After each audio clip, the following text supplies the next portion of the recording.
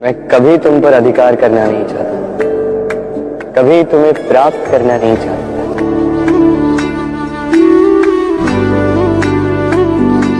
क्योंकि प्रेम भी लक्ष्य की ही भांति पाया नहीं, जिया जाता है। पाने और खोने का उपक्रम व्यापारी का होता है, पुजारी का नहीं। मेरी बांसुरी और तुम मेरे लिए का गीत पूजा हो रहा था, मेरी आराधना। प्रीत हो मनमीत हो। प्रेम, दाऊ मुझसे सदैव पूछते हैं कि कान्हा ये प्रेम अंततः है क्या।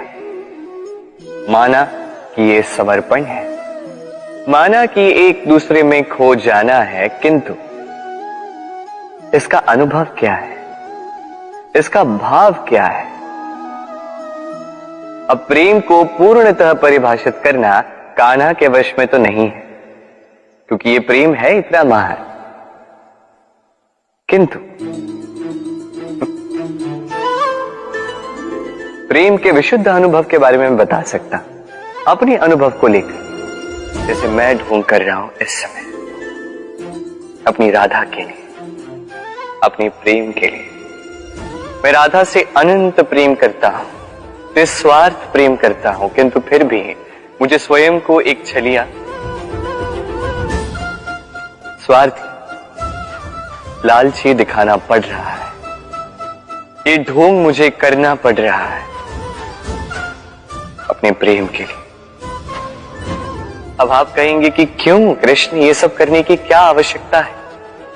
क्या राधा से विवाह करके तुम संतोष की सांस नहीं ले सकते?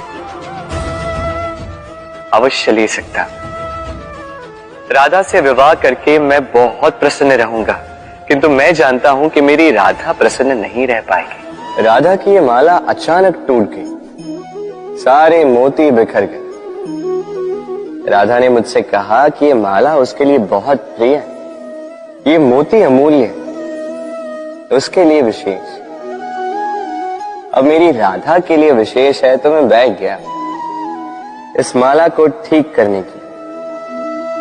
पहले मुझे बहुत समय लगा इन मोतियों को ढूंढने में, उसके पश्चात अब और समय जा रहा है इस माला में इस मोती को पिरोने के लिए। ठीक, अब आप सोच रहे होंगे कि क्यों ना इसके स्थान पर मैं कोई नई माला ही ले आऊं, किंतु नहीं। कोई नई माला राधा पर देखकर मुझे इतनी प्रसन्नता नहीं होगी जितनी वो माला देखकर होगी जो राधा को प्रिय। रखिएगा, इस संसार में कोई भी भाव या वस्तु बुरी नहीं।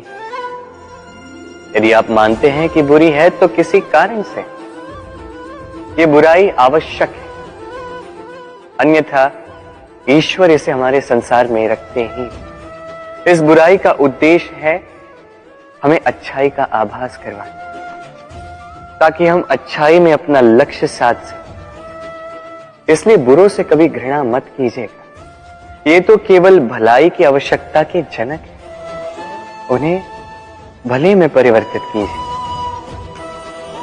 असत्य से सत्य की ओर ले जाए, अंधकार से प्रकाश की ओर ले जाए, मृत्यु से अमरत्व की ओर ले जाइए, किंतु प्रेम के पथ से।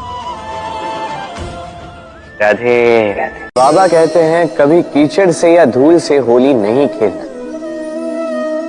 उचित कहते हैं, किंतु फिर भी मैंने राधा के मुख पर कीचड़ लगा ही दी।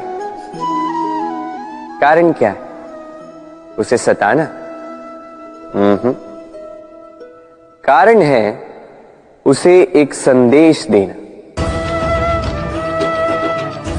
अब देखिए, जैसे मुख पे लगा कीचड़ धुल जाने से मुख का वास्तवित्व तेज सामने आता है, उसी प्रकार राधा के मन में लगा ये अहंकार का कीचड़ धुल जाने से राधा का वास्तविक अस्तित्व निखर उठेगा, चमक उठेगा। आशा करते हैं वो शीघ्र ही हो जाए, किंतु तब तक आप भी एक संकल्प ले लीजिएगा, ठान लीजिए कि इस वर्ष इस होली पर अपने मन का सारा कीचड़ निकाल फेंकेंगे। ब्रिज की लठमार होली, अत्यंत लोकप्रिय है।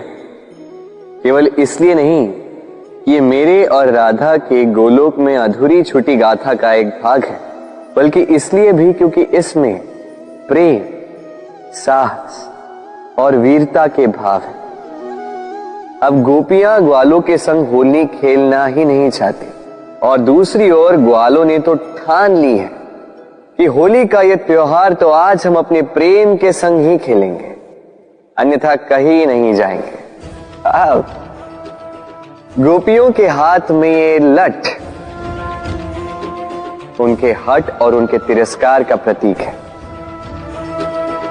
दूसरी ओर ग्वालों के हाथ में ये ढाल उनके अटूट निश्चय का प्रतीक है, जो मार सहते सहते भी अपने प्रेमी को अपने प्रेम के रंगों से भर ही देता है और अंततः उसे उसका प्रेम मिल ही जाता है।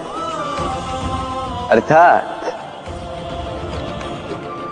हर हठ पर, हर तिरस्कार पर विजय प्राप्त करना है तो वो केवल संभव होगा अटूट निश्चय से और अनंत प्रेम से।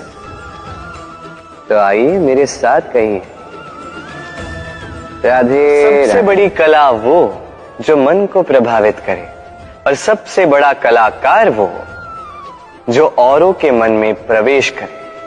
जिसके पास ये गुण होगा वो कलाकार सबसे बड़ा होगा।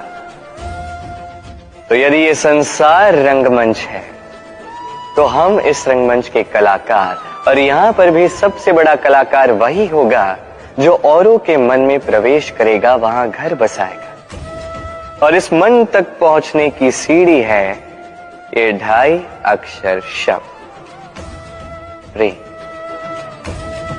तो प्रेम करते जाइए, जग जीतते जाइए। राधे।